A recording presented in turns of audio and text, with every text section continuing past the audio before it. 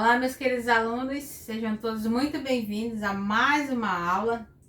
Como vocês já sabem, eu sou a professora Diane Marques, professora de Ciências do Ensino Fundamental 2, e hoje vamos dar continuidade ao nosso conteúdo. E vamos para o nosso momento de reflexão, o momento esse que a gente faz antes da gente iniciar a nossa aula. A professora trouxe hoje uma frase para vocês que diz assim: estudar não é perder tempo, mas sim encontrar meios de ganhar o mundo inteiro. Querido, você pode ganhar o mundo a partir do momento que você começar a se dedicar aos seus estudos, a partir do momento que você começar a entender o quanto é importante adquirir conhecimento. Se você fizer isso, pode ter certeza que você vai ganhar o mundo, você alcançará todos os seus objetivos e sonhos. Então, estude, adquira conhecimento para que você possa chegar onde você quiser. Olá, meu querido aluno, eu peço que nesse momento você pegue seu livro didático, abra na página 44 e vamos dar início, dar continuidade ao nosso conteúdo. Como você já sabe, nós estamos estudando a unidade 2 com o título Estrutura da Matéria. Na última aula, nós falamos um pouquinho sobre o modelo atômico de Thomson e de Rutherford, né? E hoje nós vamos dar continuidade ao estudo desses modelos atômicos.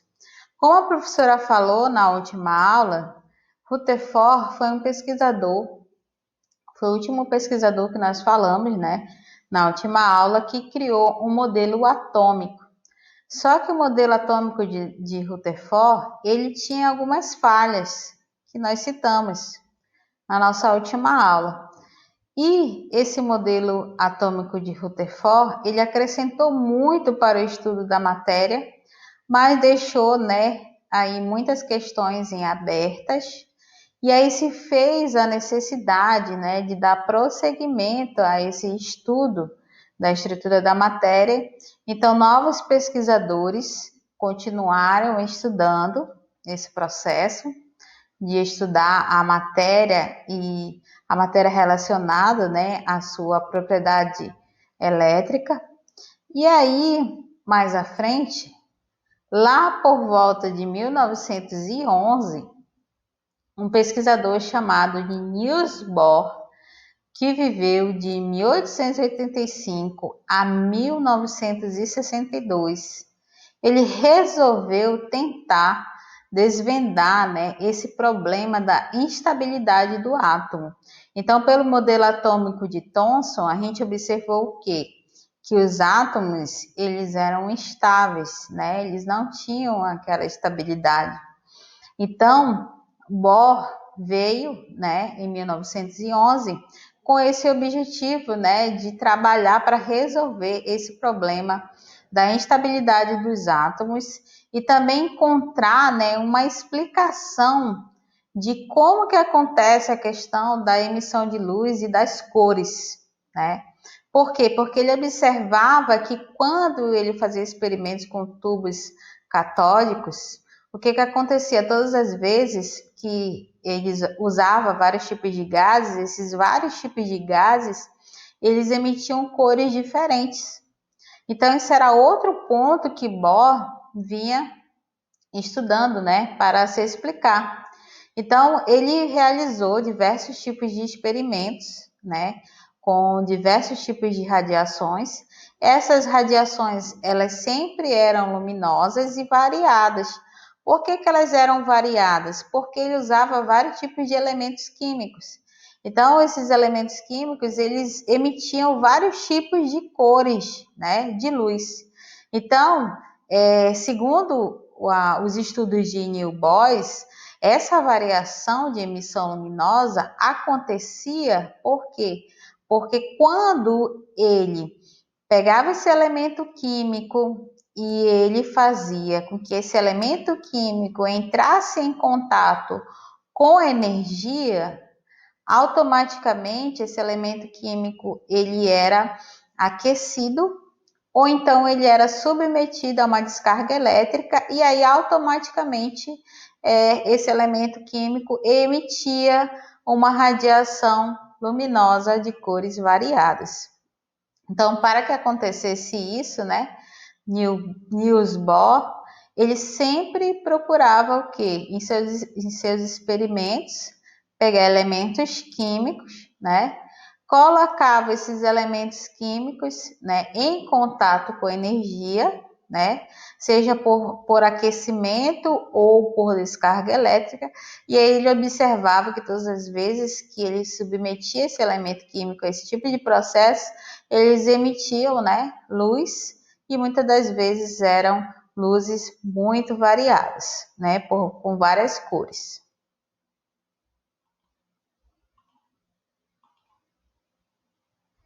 E aí Niels Bohr, ele fez esses diversos experimentos e a partir desses experimentos ele buscava, né, uma explicação.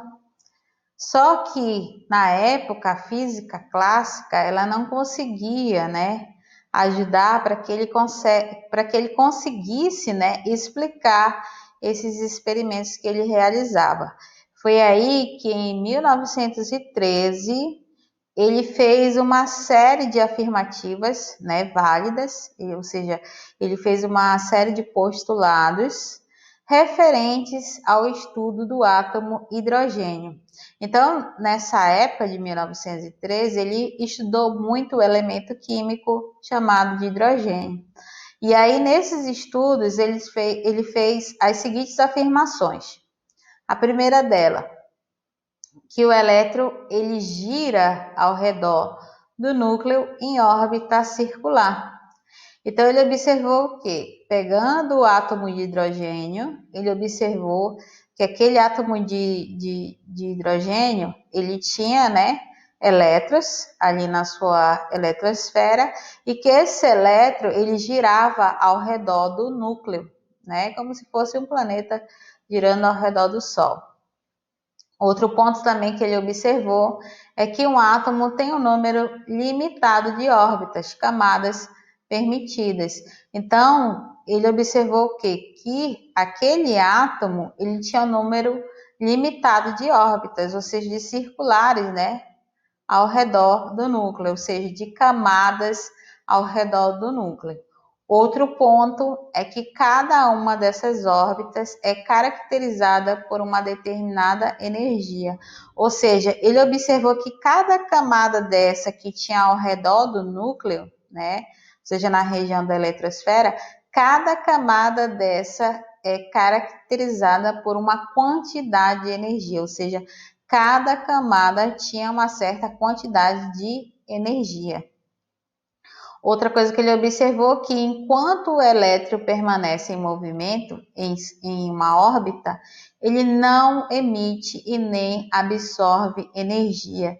Então, isso foi um ponto muito importante que Bohr, né, observou em seu experimento, que enquanto aquele elétron ele gira ao redor, né, da sua órbita, ele não vai emitir nenhum tipo de energia e nem muito menos vai absorver energia. Então, esse foi pontos muito importantes em seu estudo, né, no estudo desse átomo de hidrogênio. Então, a instabilidade do átomo de hidrogênio foi justificada, portanto, por um modelo em que o elétron gira ao redor do núcleo em camadas eletrônicas, que ele denominou assim, ou também chamada de níveis de energia. Como esse modelo ampliava o modelo de Rutherford, também pode ser chamado de modelo Rutherford-Bohr. Então, com esses postulados sobre o estudo do átomo de hidrogênio, Bohr conseguiu resolver, então, a questão da instabilidade do átomo, né? E ele justificou como essa estabilidade do átomo. Ele disse que os átomos possuem, né, camadas eletrônicas, que são essas circulares ao redor do núcleo, em que pode ser chamado também de níveis de energia, em que o elétron ele fica ali girando, né, ao redor do núcleo. E aí esse modelo de Niels Bohr foi um modelo em que foi o quê? Somente complementado, né? Então, Bohr apenas complementou o modelo atômico de Rutherford, ou seja, Bohr melhorou o modelo atômico de Rutherford. É por isso que esse modelo atômico ele é chamado de Rutherford-Bohr. Por quê? Porque Bohr fez uma melhoria nos estudos da estrutura da matéria baseado no modelo atômico de Rutherford. Então, nesse modelo atômico de Rutherford-Bohr, Bohr descreveu o quê? Ele escreveu uma proposta de que em um átomo o elétron ele gira em torno, né? Olha aqui, ele gira em torno do núcleo o elétron, né? Em órbitas circulares que correspondem a níveis de energias bem definidos. Então, o que Bohr estabeleceu em seu modelo atômico? Ele disse que, pegando como base o modelo atômico de Rutherford, que é conhecido popularmente como modelo do sistema planetário, né? Porque faz essa referência como se os planetas estivessem girando ao redor do Sol. Então, ele pegou esse modelo planetário, do sistema planetário de Rutherford, e melhorou. E aí, no seu modelo, Bohr descreveu o quê? Que o átomo ele possui essa região, né, do núcleo, onde tem partículas que são positivas, que são os prótons, e que aqui ao redor desse núcleo eu tenho camadas eletrônicas, em que ele fala também que essas camadas eletrônicas elas podem ser denominadas de níveis de energia, né? E aí ele falou que essas camadas eletrônicas que estão aqui, ó, ao redor do núcleo, elas têm um nível de energia determinado, ou seja, um nível de energia definido. E aí, os estudos de Bohr com dados experimentais para átomos de hidrogênio demonstrava que o elétron podia mudar de níveis de energia. Ou seja, esse elétron que tinha, né, nessas camadas elétricas do átomo de hidrogênio, ele podia mudar de nível, ou seja, ele podia mudar de camada. Então, ao receber energia, o elétron saltava para níveis energéticos mais afastados do núcleo. Depois de perder a mesma quantidade de energia, ele saltava de volta para os níveis energéticos mais baixos, ou seja, mais próximos do núcleo. Essa energia liberada era visualizada na forma de radiação luminosa, ou seja, em forma de luz.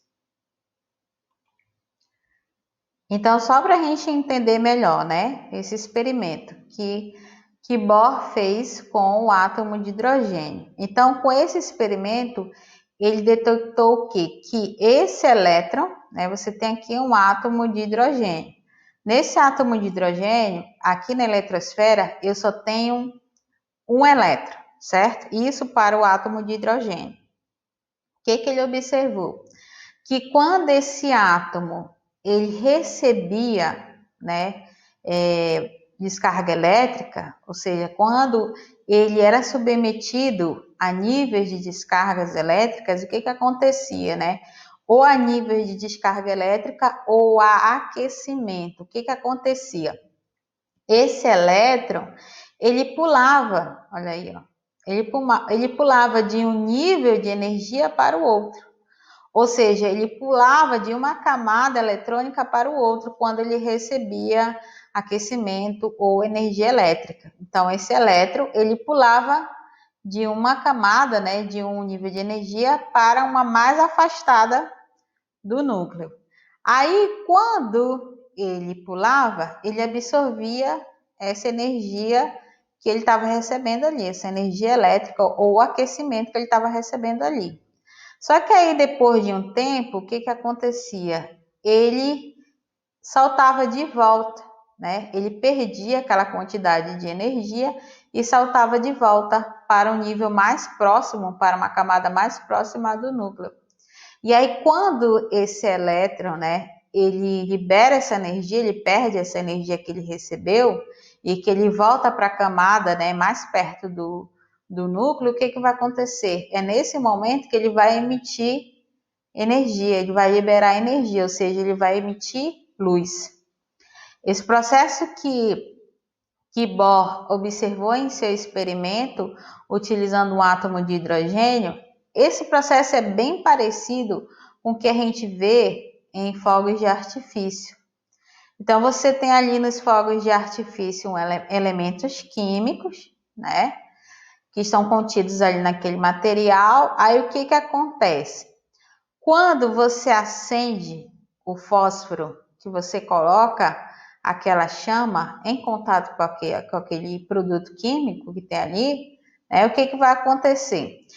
Quando você aquecer, né, esse elétron ele vai absorver essa energia, vai saltar para uma camada mais longe do núcleo, do átomo, e aí, depois de um tempo, ele vai voltar, ele vai perder aquela energia que ele recebeu, que era o calor, né? Vai voltar e aí vai liberar essa energia. E aí, quando ele liberar essa energia, ele vai liberar a luz, né? Que provavelmente, se é um fogo de artifício, vai ser luzes coloridas.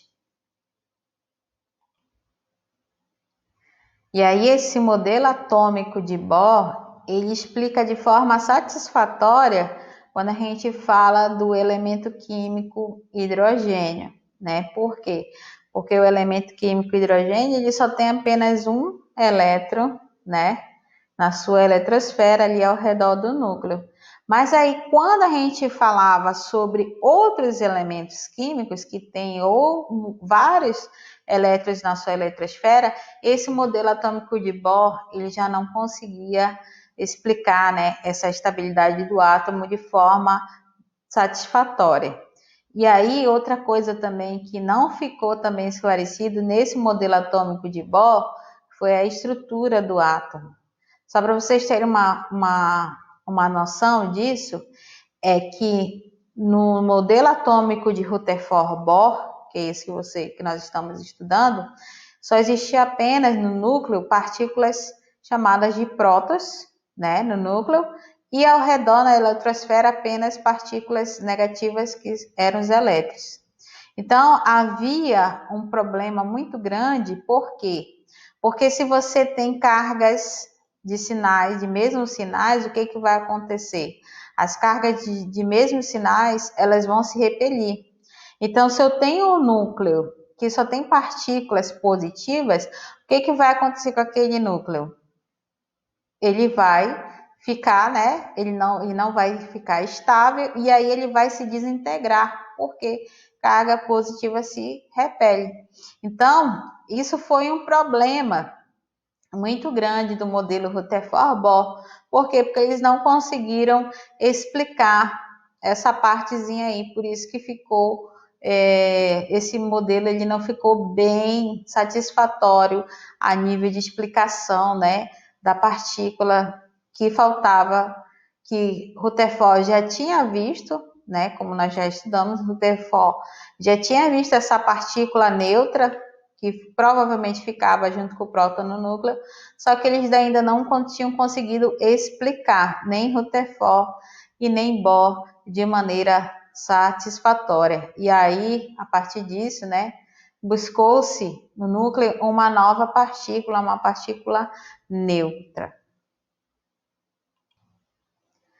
E aí, para solucionar esse problema que eles tinham na época, surgiu em 1932 o cientista e pesquisador James Chadwick.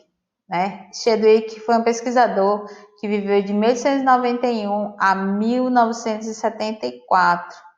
E aí foi ele que propôs a existência, né? Propôs que existia uma partícula subatômica também sem carga no núcleo. Então, apesar de não ter carga elétrica, essa nova partícula, ela foi chamada de nêutron e apresentava uma massa muito parecida com a de próton.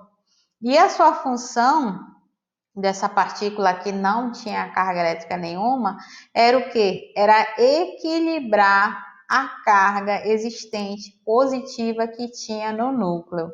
Olha só que legal, né? Então, a partir daí, eles descobriram que havia necessidade de se haver uma evolução, uma melhora no modelo Rutherford-Bohr. E aí, Chadwick veio nos dar essa contribuição grande, né?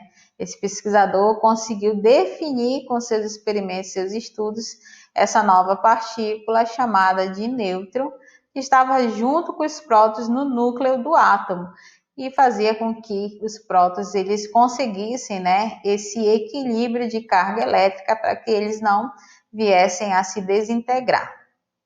Então, é importante a gente ressaltar o quê? Que esses estudos eles são de extrema importância para a nível de conhecimento do estudo da matéria.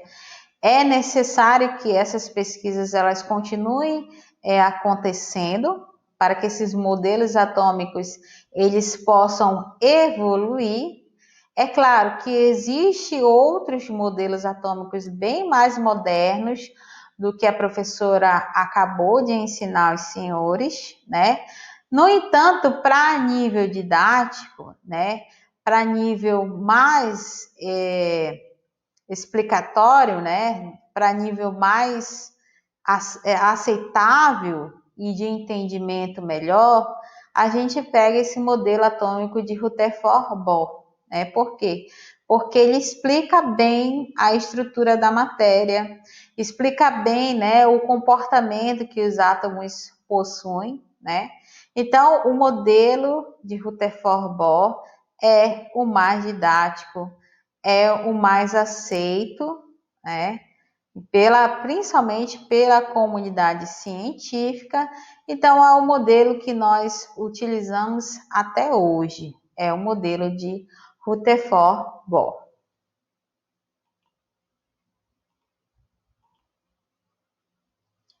Então, para o estudo da química, né, para o ramo da química, é bem possível e mais simples, por enquanto, a gente adotar essa visão mais simples do átomo, que é descrita, né, dessa forma, em que o átomo é uma partícula, é a menor partícula da matéria, em que é dividido em 3 partes básicas, que são os prótons, os nêutrons e os elétrons, sabendo que essas 3 partículas, elas são partículas subatômicas, né? Ou seja, partículas que formam o átomo, que é a menor parte da matéria, e que essas partículas subatômicas, elas influenciam no comportamento de átomos químicos, né? E aqui a gente tem a representação do modelo atômico atual, que eu acabei de falar para vocês, que é o mais trabalhado, é o mais aceito, que é o modelo atômico de Rutherford-Bohr. E aí esse modelo atômico, ele nos mostra o quê? Que o átomo, ele é dividido em 2 partes, ou seja, ele é formado por 2 regiões, né? Um núcleo, estão vendo aqui, né? Um núcleo pequeno, que corresponde a toda a carga positiva e praticamente a toda a massa do átomo. E aí aqui nesse núcleo eu tenho partículas chamadas de prótons e partículas chamadas de nêutrons.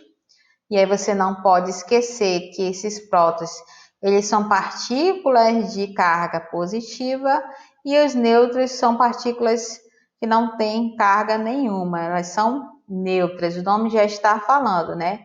São partículas neutras. E que esse núcleo, ele é praticamente o que forma toda a massa do átomo. Então, a massa do átomo está toda aqui, ó, concentrada neste núcleo. E aí uma coisa que a gente tem que ressaltar é que a massa dos prótons é a mesma dos nêutrons, é praticamente a mesma, né? A massa dos prótons é praticamente a massa dos nêutrons. E eles estão aqui juntos na região do núcleo. Já essa região aqui, ó, ao redor, essa região ela é chamada de eletrosfera, como nós já aprendemos. E aí, nessa região da eletrosfera, eu tenho as camadas eletrônicas, né? Que eu tenho uma camada eletrônica, duas camadas eletrônicas, que elas ficam aqui ao redor do núcleo, né? Então, essas camadas eletrônicas, ou também chamadas de níveis eletrônicos, eles são como se fossem, né, órbitas ao redor do núcleo. E aí, nessas camadas eletrônicas, eu tenho aqui que partículas. Essas partículas pequenas verdes que são chamadas de elétrons. E aí os elétrons, eles são partículas de carga o quê? Negativa, né? Não esqueça disso. Os elétrons são partículas de carga negativa, os prótons são partículas de carga positiva e os nêutrons não possuem carga nenhuma. Então, é sempre bom que a gente salientar que a ciência, ela produz muito conhecimento. E esse conhecimento, ele é constante. Então, nós temos que lembrar o quê? Que esse conhecimento, ele é importante por quê? Porque leva a humanidade a evoluir em conhecimento. Então, à medida que novas informações elas vão sendo trazidas, né, por pesquisadores através de seus experimentos, novos modelos são propostos para a melhor compreensão da estrutura da matéria e para a melhor compreensão do conhecimento científico. Tá bom, meus queridos? Então, não esqueçam disso. Essa foi a nossa aula de hoje. Espero ter acrescentado muito para vocês. E vamos para nossas atividades de hoje. Bom, hoje você vai fazer a página 47 do livro didático, tá? Vamos primeiro falar aqui sobre as atividades do livro didático.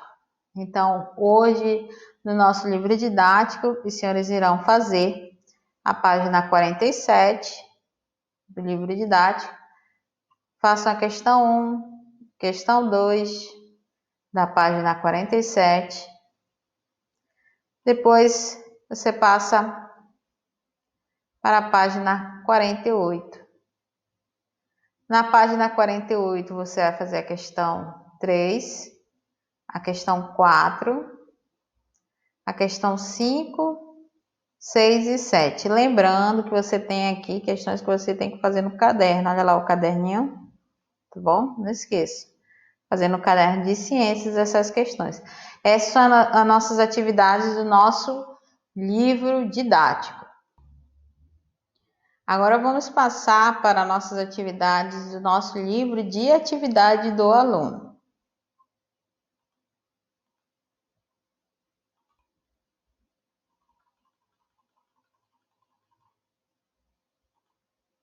Aqui no livro de atividade do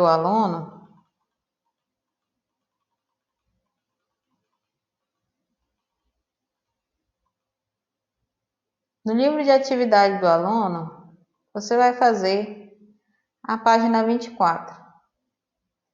Só para chamar a atenção dos senhores, essa página 24 do livro de atividade, eu quero que vocês façam apenas a questão 10 e a questão 11, tá bom? Dessa página, apenas isso. Questão 10 e questão 11 da página 24, tá bom? Essa questão 12 e 13 não precisa fazer agora. Você vai fazer apenas a questão 10, que é essa aqui, e a questão 11 do seu livro de atividade. Ok, meus queridos? Essa foi a nossa aula de hoje. Boa tarefa para vocês.